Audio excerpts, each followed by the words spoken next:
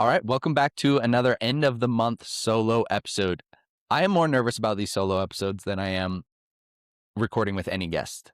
It is so much more difficult for me to just sit here and talk to a camera than it is to talk with somebody, no matter who it is, because there I can hide behind the guise of good questions and good conversation. Here it feels a lot more exposed because it is.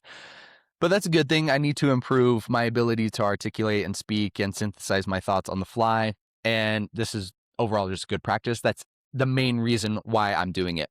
But thank you again for bearing with me as this format kind of evolves. It's the last episode of every month. I want it to kind of be a review of some of the lessons that I've gotten from this month's episodes with the guests that I've had, but also share some of my thoughts and kind of what's going on in my life, and then answer some Q&A. That way I can get a lot of things together in one episode. But the main reason really is I just want to improve my ability to speak in the solo format, because that's hard for me. I've gotten a lot better at the actual podcast host section of the podcasting. I feel like my pacing has improved, my questions have improved, everything has improved, the quality has improved, but I still need to improve myself, my ability to speak to camera and make it as short and articulate and synthesized as possible. I think it was Da Vinci who said, simplification is the ultimate form of sophistication. So as I've mentioned before, one of my things when it comes to podcasting is I tend to over explain my questions or my ideas. That way I can address what I think people will try to pick apart with my question. So I feel like I have to hit every component and everything that I can in that question. And I really just want to stop doing that. I want to start synthesizing and just giving the question in its barest form, in its simplest form, and let the guest take that where it may. So thank you again for coming to my solo episode. I am actually doing something kind of cool as well. I'm in day 9, as of recording this on a Tuesday, of my 100-day challenge that I created for myself. And it consists of 3 minutes of cold exposure. For me, it's in a cold plunge. If you don't have one, you can do, cold shower. But 3 minutes of cold exposure, at least 1 mile run outside. So it has to be outside. And if you're feeling beat up that day, just do that mile. If you want to run more, you can do more. So at least 1 mile run outside, 50 pull-ups, 100 push-ups, and then 10 minutes of journaling, whatever that looks like for you. My journaling is kind of free flow, open mind format where I just literally write what's in my head as it's in my head. Doesn't matter. I'm not thinking about it. I'm not editing it. I'm just writing my thoughts as they come into my brain. And I write those down for 10 minutes. So I'm on day 9 of that. It's been good. It's been a long holiday, so it was the Memorial Day weekend. So Monday was off for my wife and I. So we went camping. Me, her, and my father-in-law. We all went camping, and it was awesome. Getting out in nature is great. It's fun, and actually, first night there, I woke up at 5:45 in the morning to a bear in the campsite. Yeah, a black bear. I heard something like our stuff was getting moved around. I woke up, nobody else was awake, so I kind of sat up a little bit, waiting to see if there was any more movement, and I heard it, more stuff being ruffled around. I was like, okay, that's a very distinctly something is going, or someone is going through our stuff. Like, that's not the wind. So I get out or unzip it, and I peek out there, and there's nothing there, but I see our stuff has kind of been moved around, and I go around the car, and then there was a bear just 10 yards away looking at me. I was staring at him, and we stared at each other for 30 seconds where I was just like, okay, what's the game plan here? And then I kind of looked away and looked back, and then it turned its head and kind of sprinted off into the woods. So that was cool. I've never actually encountered a bear in real life. So I think that was the best case scenario. If I was to encounter a bear, I was pretty close. We looked at each other for a while, and then it just took off. On a side note, Yeti coolers are bear proof. Yeah, we had a pretty heavy duty Yeti cooler that's got some gashes in it from claw marks, bite marks, but it's good. Didn't open at all. It was turned over. It was moved 10 yards from our campsite, so he was really trying to get in there, and it held up. So Yeti coolers are bear proof. Good to know. But the reason why I wanted to bring up camping is because something that I was thinking about the other day is it was day 7 or 8 of this 100-day challenge when we were camping, and I made a post talking about how I was still able to get in my challenge. Like, I had a shovel, I put it in between two trees to do my pull-ups. We went hiking up into the mountains. We found like a little spring, little river, and we got in and I did my 3 minutes of cold plunge in that. And I talked about finding a way to get it in. But the reality is like when you have these novel, hard situations like camping and still finding a way to quote unquote get it in, it actually in some senses makes it easier because it's novel, because it's difficult, because it's unique. It makes it a little bit more exciting to actually find a way to get it in, because you're like, oh, look at me, I'm finding a way to get it in. I'm here camping. I'm so mentally tough. I'm so committed that I'm still going to do it. But what's more impressive to me is the mundane, not the novel. Like when you're on day 50 and it's rainy and it's cold outside and it's just another day, you've gotten used to it and you're still finding a way to get it in. We often overpraise the novel and the exciting at the expense of the mundane and the consistent, but that is where all the magic happens. Because it's easy. I mean, like, it's Instagram worthy, if you will. You see that and it makes it a little bit more exciting because it's more difficult. And I don't know what you'd call this, maybe the paradox of inconvenience. As something rises in inconvenience, it becomes almost easier if that inconvenience is a short amount of time. So if it's not inconvenient for a really long time, but if it's super inconvenient for a short amount of time, that almost makes it easier because it kind of builds to the lore, it builds the legend of what you're doing, versus if it's super convenient, quote unquote, you have cold plunge, you have a pull-up bar in your room, you can just step outside and go run. Like, all of that is very convenient, but because it's so convenient, it loses its novelty and it becomes inconvenient and becomes difficult. So when you see stuff on social media, it's cool. Like, if they're doing cool things, if they're finding a way to get it in, like, that's cool. Congratulate them for that. But I'm more excited. I'm more impressed by the people who do it day in and day out without that big novel aspect, because that's tough to me. Another thing that I was thinking about today, so I'm recording this just after I completed day 9 of this 100-day challenge. So I just got back from my run. I did everything else. Showered and I'm recording this. But as I was standing outside the cold plunge, the water set to 40 degrees, I was thinking about the negative effects of over rumination, of overthinking your action. Standing outside of a cold plunge and looking at that water is infinitely worse than just taking the lid off and getting into the cold plunge. You suffer so much more in thought than you actually do in action, because you just build it up. You're like, oh, you try to negotiate your way out of it. Oh, I'm not going to do it to this. I'm tired. It's already cold. I don't want to do it. I'll just do it in an hour. Let me go warm myself, whatever it is. And you start to just think about it, and it's in the back of your mind, versus if you just take the lid off and get in the water. It's like literally like 10 seconds of discomfort, and then your body starts to regulate and you're fine. And you can apply that to literally everything.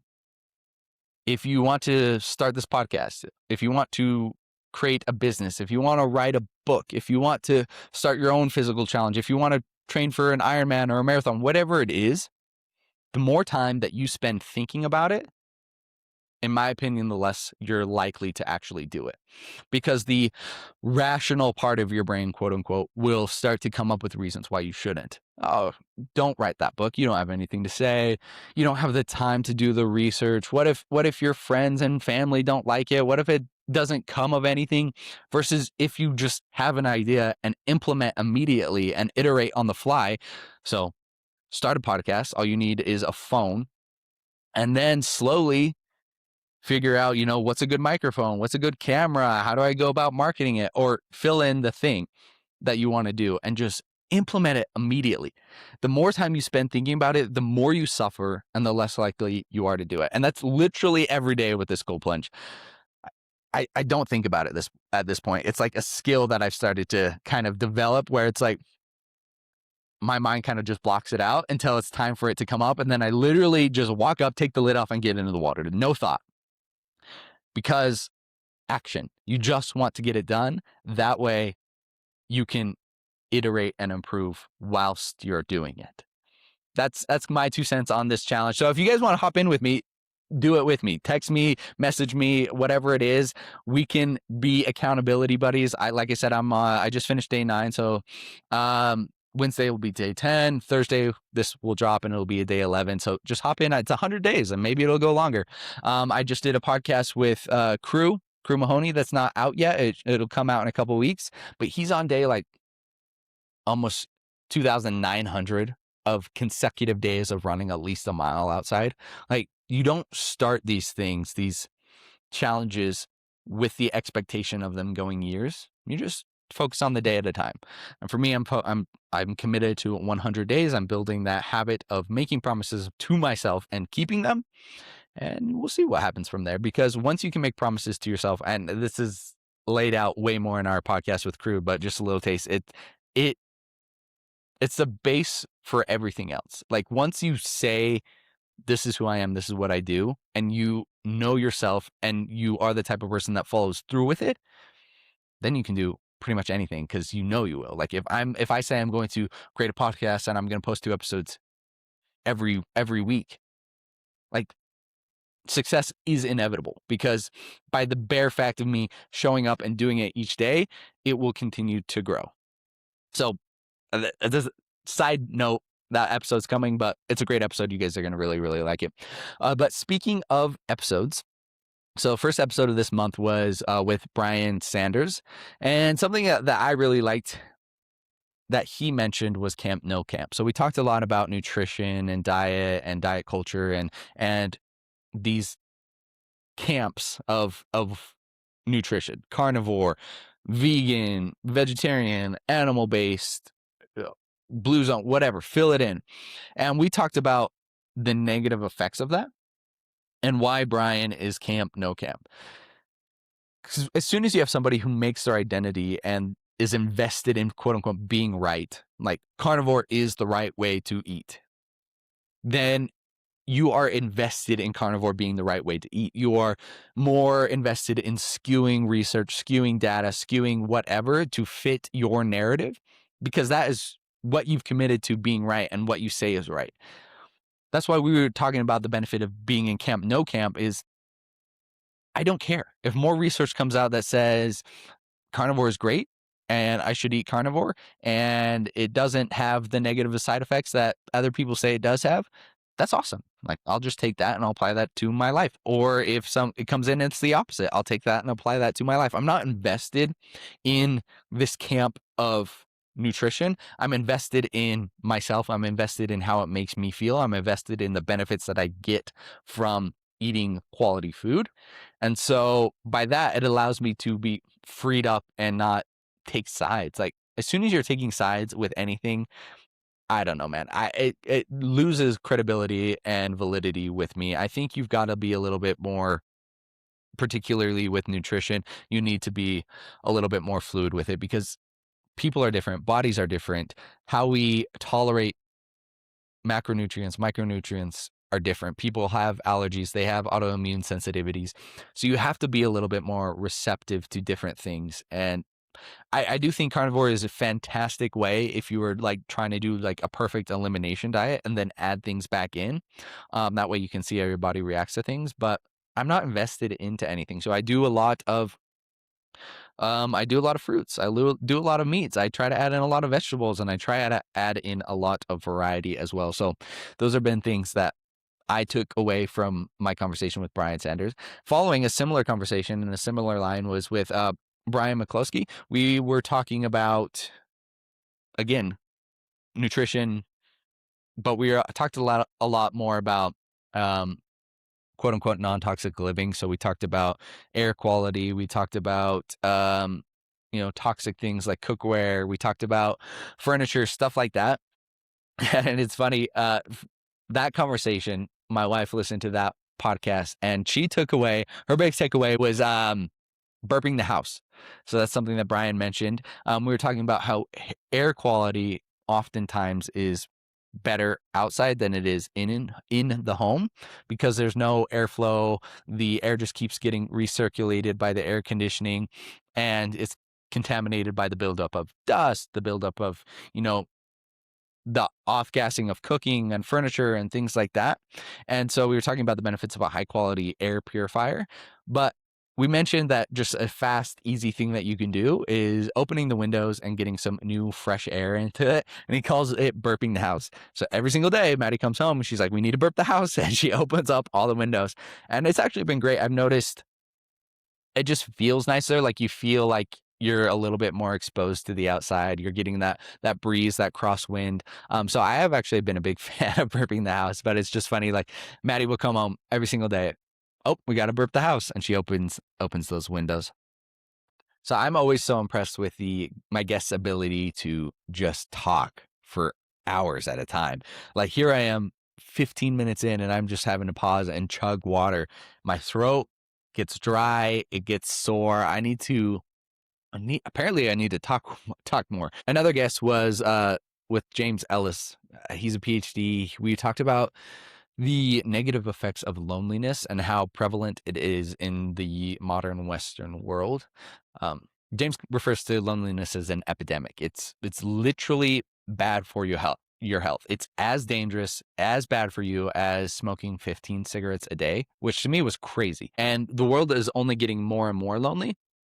Some of the reasons he discussed for why that is families are smaller.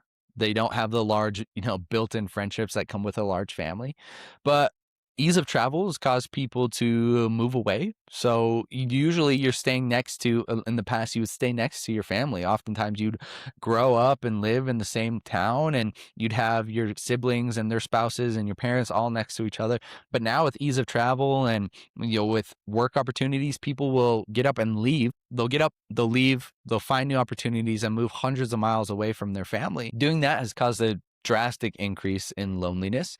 Oftentimes he mentioned that, when kids move out, when parents finally retire, they sell the child home and they move, somewhere warm, Florida, Arizona, to get into warmer weather. And then they experience increased loneliness. They've grown up in this area, they've made friends, and now they feel like they have to move away. They have to get to a smaller house. And because of that, oftentimes there is increased loneliness in the older demographic, the older group as well. And so what we discussed is a lot of times people feel like because they don't have a lot of friends, or because they feel uncomfortable in these social settings, or because it feels weird to try and make friends, that something's wrong with them, versus the fact that it's kind of natural for a lot of people to feel uncomfortable exposing them to those type of social situations in which they would need to make friends. And oftentimes they go do things that are just one-offs. You go to a movie or you go do these things that are one-offs versus going to things that have consistent reoccurring groups that you can meet and know. And I mentioned like a CrossFit class. Like oftentimes if you go to a set time in a CrossFit class, you're going to see the same people and you're going to make friends over time. And it's really unfortunate, the increase in loneliness. Like it's not going down. It's still increasing, and you see people getting more and more lonely and the effects that it's having. And he also talked about the bad advice that people who are supposed to be experts, who are supposed to help you in this, give. Like they say, like it's okay, like you can be alone, just turn up the radio, just resolve these symptoms, watch a movie, do something that makes you feel more connected, get on social media, versus actually solving the root cause of loneliness and trying to find a way to make more friends. Another thing you mentioned is most people in the United States have less than one person that they can rely on in a time of need. Think about like less than one person. So most people don't even have a single person that they can fall back on if things are hard. It's really sad. It's really scary. I think loneliness is a big deal. I've definitely suffered with loneliness in the past. I get so caught up in the thing that I'm doing that I sacrifice everything else. Like this is the only thing, I just need to focus on this. Other things don't matter. And that's been a big shift for me lately. Like I was just talking to my friend group the other day. Like I go to bed really early, and they sent a reel. It was funny, is like that one friend in your friend group who goes to bed super early. And I do go to bed early, but what I really appreciated they commenting on is like whenever we have a game night or whenever we get together, I will always rally for that. I'll always try to stay up and stay as long as I can, because in the past I would not have. I would sacrifice that time to make sure I'm getting good sleep, to make sure I can set my next day up for success. But what I've realized now is that time with them, with friends, with family is more important to me now than a good night's sleep. It's way more important. I get more benefit from that than I would going to sleep. So I always try to prioritize those things at the expense of my sleep. It's not something that happens every day. I do prioritize my sleep most of the time, and because I do that, it allows me to then prioritize my friends and my friend groups at that time. So I do think there's a lot of benefit from trying to find things that can bring you closer together with other people and make those friends, because it's a real problem. And unfortunately, people don't realize they're lonely until it's late in their life. So if you can recognize that early and you can build those friendships, I think you'll have a much more fulfilling and exciting life. All right, let's roll on to some questions. I'm not kidding. I am impressed with my guest abilities to talk. Like my throat, like it literally feels like it's swelling and closing. So I need to improve my ability to speak for longer periods of time, because this is unacceptable. So I asked for questions the other day, and I got quite a few. So I'm gonna just go through some of the questions, share my thoughts with them, share some answers. One of the questions is, of all the recovery tools you've tried, which ones actually earned their place and which were hype? Good question. I've got a lot of recovery tools. Yeah, I have a Whoop that I would classify as a recovery tool. I've got a sauna. I've got a cold plunge. I have an 8 sleep. You have like the percussion massage guns like Hypervolt or Theragun. Trying to think. I mean, I don't have one, but you can put red light in there. So which ones have earned their place? To me, an 8 sleep is very, very valuable. I talked about this a couple of weeks ago with Andres on our podcast, and he said the 8 sleep is overhyped. I disagreed because of the way I sleep. I'm a very, very, very hot sleeper. And the problem isn't the room's ambient temperature. It's the fact that I literally heat up the mattress, the foam cover, whatever's underneath me. And so about 2 p.m., if I don't have an 8 sleep, or excuse me, around 2 a.m., 2 to 3 a.m. every single night, if I don't have an 8 sleep, I will wake up just so hot because I've just radiated all my heat into the mattress beneath me. And I'm just like sitting in this divot of heat. And the 8 sleep, because of the way it works, it's got like the fine tubing that sits underneath your sheet that pumps cold water. It just pulls the heat away, and it doesn't allow me to heat up the mattress. And that allows me to have much deeper and much less interrupted sleep because I'm not waking up from the heat. So that is a big one for me. Purely because of the fact that it doesn't heat up the mattress. I don't need all the other gimmicks like the bed raising and the sound machine built in and the tracking, the wearable data. I don't need that. All that's nice to have, but just the fact that it cools down the bed is enough for me. Whoop. It's not vital for me. It's not super important for me. I don't really do much with the data anymore at this point. Back when I was trading, I would look at it and I would take a little bit more concern and more care about that information. But now I know, like when I've slept good and versus when I've slept bad, I know I need what I need to eat and how it's going to affect me. I know when I need to train. I know how my body's feeling at certain days. So for me, it's not super important. I would say it's probably pretty good for people who are newer to their health and wellness journey, especially if you do it specifically, like if with intention. If you're just like wake up and look at the data and that translates into how you feel versus looking up, seeing how you feel, trying to take note, and then maybe looking at it later in the day, then, because usually it is pretty accurate, but if you can start to develop that interoception, so your ability to understand how your body's feeling without the data, then, or without the wearable, then I think you really start to get the benefits of knowing actually how your body responds to things, and then you can kind of ditch the wearable after a while. How has your relationship with sleep changed after talking with somebody like Dr. Chris Winter? So he specializes in sleep, and it's changed a lot. I mean, it was already changing prior to that. I was less, manic about my sleep. I have been for a while, but we talked about how sleep is one of the few things that the more you try at it, the worse you perform at it, and just your ability to allow your body to do its thing. So if you're in bed and you're like, oh, I need to get to sleep. I need to get to sleep. I've got a big day tomorrow. The less likely you are going to go to sleep. And so now, like when I get in bed and I can't fall asleep, I just get out my Kindle and I read. Like I'll read for hours. Like my body will tell me I'm tired. But then this is where I get to flex my conversation with Todd Harriman, which he talks about mindset. He worked with Kobe, helped build the Black Mamba, and I really love his definition of mental toughness. He says mental toughness is your ability to be flexible and adaptable despite your circumstances. So taking that, knowing that I'm flexible and adaptable, and knowing I'm able to perform the next day despite my sleep, and taking a lot of pressure off of that has really just allowed me to sleep a lot better. And I know I talk about sleep a lot, so hopefully I'll stop talking about it so much. But that's something that I've always been very passionate. I've always cared about because it has always affected me so strongly.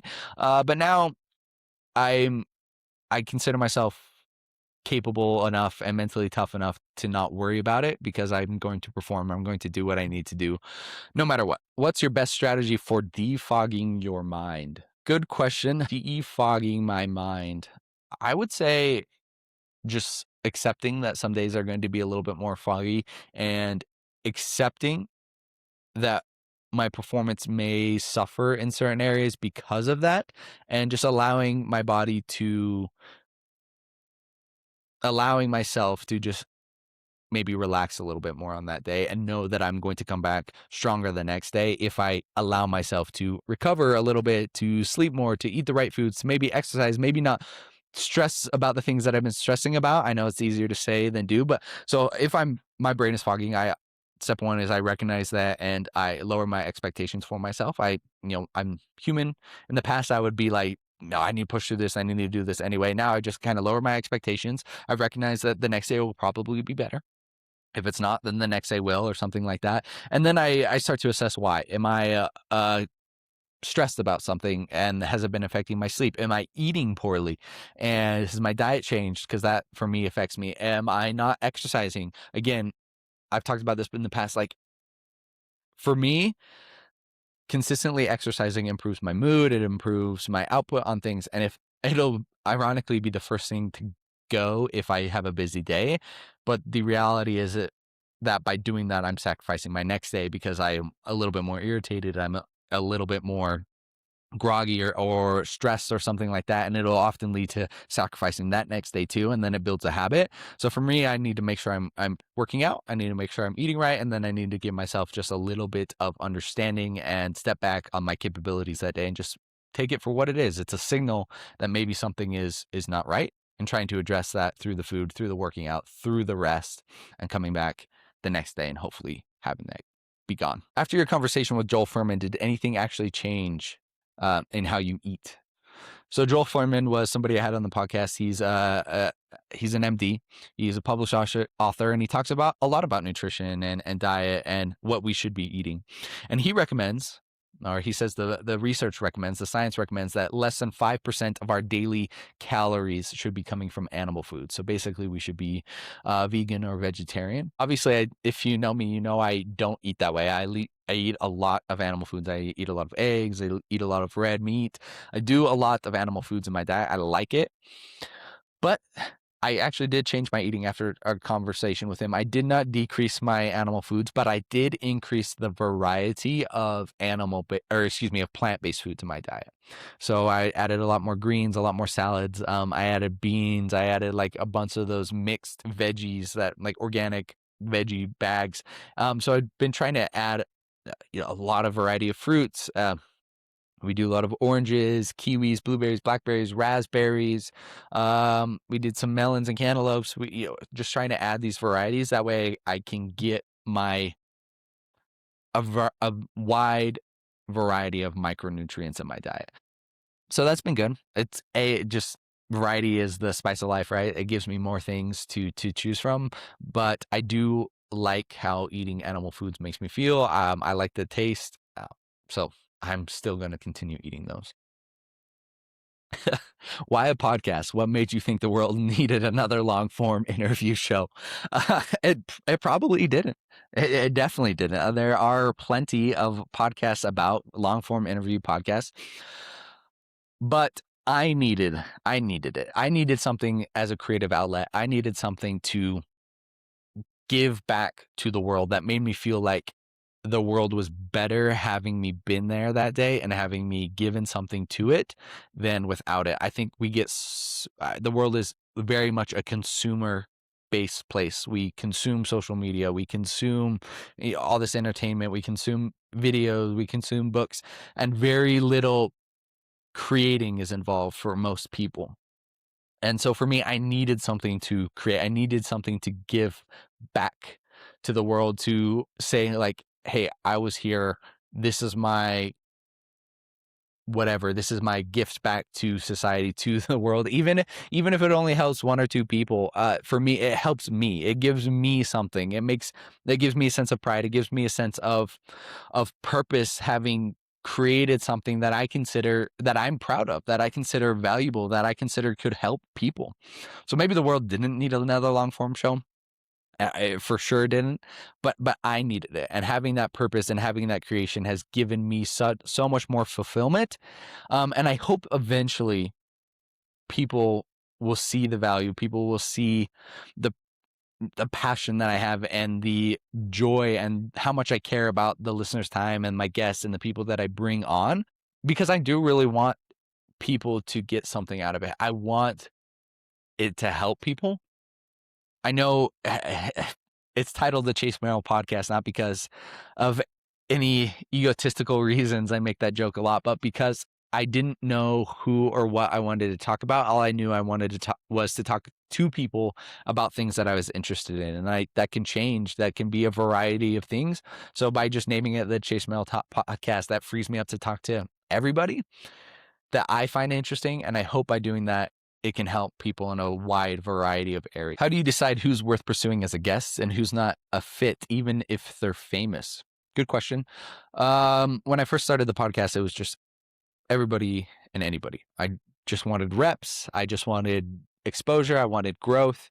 Now it's not that way. I will get messages back from people that I reached out to early on that maybe aren't a good fit, and I have to tell them like, hey, this has changed, or I appreciate your time. It's just not going to happen, because now that I've grown as a host, now the show's grown, now the production quality has grown, everything's started to improve. What I think about, number one, my main focus for the podcast with each and every episode that I record is the listener and the listener's time. So if I think there is value to the listener, that's what I weigh first.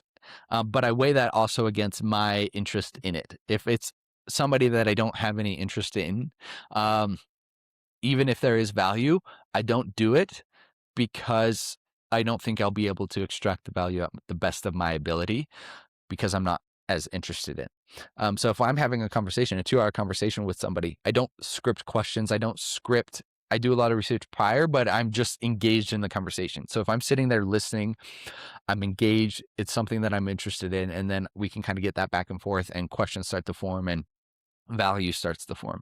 If I'm talking to somebody for a long time and I don't care about the topic, my mind will wander. I won't be wrapped up in listening to the conversation. I'll kind of be thinking and stressed about, what am I going to ask? And I'll start trying to come up with ideas, because I don't think I'll come up with something on the fly, because I'm not interested about it.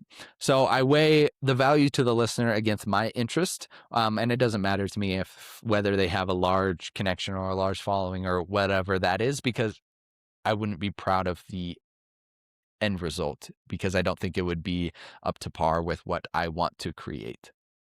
So people worth pursuing are people that I am interested in on topics that I'm interested in. What is the loneliest part of building something before anyone's watching? A lot of time and thought goes into everything that I don't think people really know. Like, I think about the podcast first thing when I wake up, last thing when I go to bed. I'm always thinking about ways to improve it, trying to create thumbnails, what I have to do next, if I'm doing enough, what to do, because there's only so much that you can do. Like, I can't fabricate conversations out of thin air. I actually have to have guests, and we have to have it. So I need to make sure the schedules are aligned, and making sure I'm doing enough. So putting all this effort in, especially early on, and then it getting, not a lot of downloads or not a lot of listens, it hurts. And I thought I had to think about that for a while when I initially did it. I was like, no, you're too cared about you care about the end results. It shouldn't hurt. It shouldn't hurt. But the reality is I care about the product. And when it's not listened to or appreciated, it makes me feel sad because I feel like I put a lot of effort into it and I want people to be able to enjoy it. And now I kind of balance that as it's okay to feel sad and it's okay to feel good when things get a lot of downloads versus when they don't. Not because I care as much about the end result, but because I care about the art that I'm creating. And I do think about it as an art and its appreciation. Like, it makes me feel good to have the work that I create be appreciated. And I think that's okay. So now, I guess to answer the question, the loneliest part about building it is just you put a lot of work in and it's not always appreciated in the front end, but you have to be okay with that for it to then be appreciated in the back end, because you have to be consistent. You have to build over time. So just expect the effort to not always have a proportional degree of reward, if you want to call downloads reward, because it's a growing show. It's new. What is a belief you held strongly 5 years ago that you've since abandoned? The idea that how you do anything is how you do everything. It's funny, it's pithy. A lot of people will say it. How you do anything is how you do everything. You need to take out. I actually remember this from motivational videos from Greg Plitt. RIP, dude was awesome. I did his workouts back in the day. He was like an Army Ranger. I did his Greg Plitt exercise from bodybuilding.com and it got me jacked. Those things were that was a great workout from the back in the day. I haven't thought about him in a while, but he was a stud. I actually think he was filming like a supplement commercial and he got hit by a train. Never got the full story on that, but he was awesome. And he used to say, how you do everything is how you do anything. And I remember him in the video, he would reference, like, if you're washing your car and you get out the hose, the bucket, the water, all the soap, all the towels, and you go through all this effort and you wash it. And then when you're done, you put everything away, you realize you missed a spot. Like, are you the type of person to get everything back out again and do it right? Or if you're like taking out the trash, like, do you make sure it's lined up and put in the exact right spot and do all this? And he made like really good points, like how you do, like when I was young, I would hear that and I would internalize it. I'm like, yeah, you're right. How I do everything is how I do everything. So it has to be perfect. It has to be the best. But I think you don't consider, like, when you think that way, you don't consider decision fatigue, things like that. If you do everything to the best of your ability, it doesn't allow you to do, or correction, if you do everything to the best of the ability that it can be done, it doesn't allow you to do everything. Like, it doesn't allow you to really focus and make one thing great. Because I think if you wanted to be a professional athlete and you also wanted to be a professional pianist, like, both of those require significant time commitments. And if you wanted to be truly great at one, the other one would have to be sacrificed because there's not enough time, there's not enough energy that you can do both. So now I prioritize my energy. I put as much effort as I can into the podcast. I have things ranked in priority. I do them first. For example, guest reach out is the most important thing, because without guests, the show doesn't exist. And so that is done first. That is a priority. And then things are ranked because I know my energy will drop throughout the day. I know my resolve and my resilience will drop throughout the day. So I front load my day with the most important things, and then other things sometimes get sacrificed. Like, my fitness is not as important to me as what it was. I do stuff. I still work out. I still try to maintain a certain degree of fitness, but I'm not working out 5 or 6 days anymore, or excuse me, 5 or 6 hours a day anymore, because that's no longer the priority. So that, I think that belief of how you do anything is how you do everything really messed me up, because when I was fatigued and did something poorly, I reflected that as a character flaw in me. Oh, because I didn't do this to the best of its ability, I am weak. I am mentally incapable of doing it. I have a character flaw, versus prioritizing and knowing that some things are going to have to fall by the wayside. That's something that's really been really good for me. It's allowed me to prioritize the things that I care about and not beat myself up when some things don't go as optimally as they could be. What do you do when you fall off your own routines? How do you get back? I recently read the Almanac of Naval Ravikant, and in there he talks about the idea that we are all just locally reversing entropy in our little corner of the cosmos. And what he means by that is everything trends towards disorder, towards disarray. Once you build a new building, it's not going to stay pristine and perfect unless it's maintained. It eventually will crumble and fall. Once you've gotten extremely fit, if you no longer work out, you will eventually lose that fitness. So things require maintenance to maintain their order. And what I think about now is whenever I fall off of a routine, I don't think of myself as a failure or not going correctly or whatever. I think of it as just a part of the journey. Like, it requires constant effort to maintain that routine and to maintain that. And it's natural for it to, without the effort, not exist and trend towards disarray. So for me, whenever I do something, I just start again. Like, I don't invest my value and my identity and my self-worth into these routines or things that I'm doing anymore.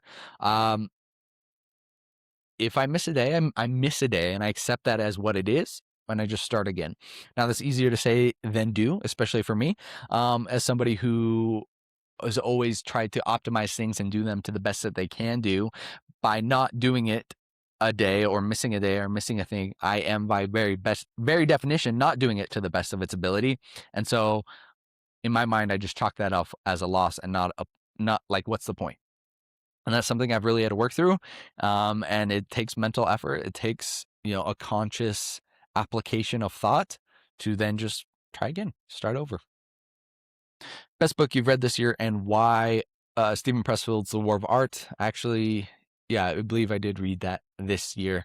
Like, I fall back on that all the time, thinking about resistance, thinking about the muse and creating something. And so whenever I face hardship or challenge or doubt or whatever, I just recognize that as the resistance. And just by the very fact of putting a name to it or putting, knowing it and pointing it out, it frees you up. So I highly recommend The War of Art. I think that one is fantastic.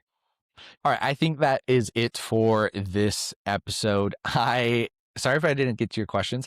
I am not kidding. I need to improve my ability to speak for longer periods of time. Kudos to those that can do it. I will get better, I promise. Thank you for listening to this episode if you made it this far. I know the solo episodes aren't the funnest, at least yet, because oftentimes my people come to listen for my guests, as do I. I come to listen to my guests. But I do think this is a pivotal part in my journey as a podcast host and as a speaker. So I appreciate those who are listening and helping me improve that ability. Do me a favor if you made it this far, just like, subscribe, do all that fun stuff. Maybe leave a comment, helps the algorithm grow. And let me know if you have anybody that you would think I would be interested in speaking to.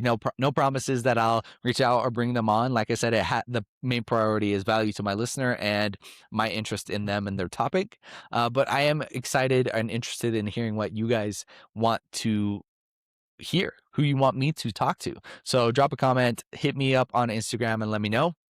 And I will see you guys for the next episode on Monday. And it's a good one.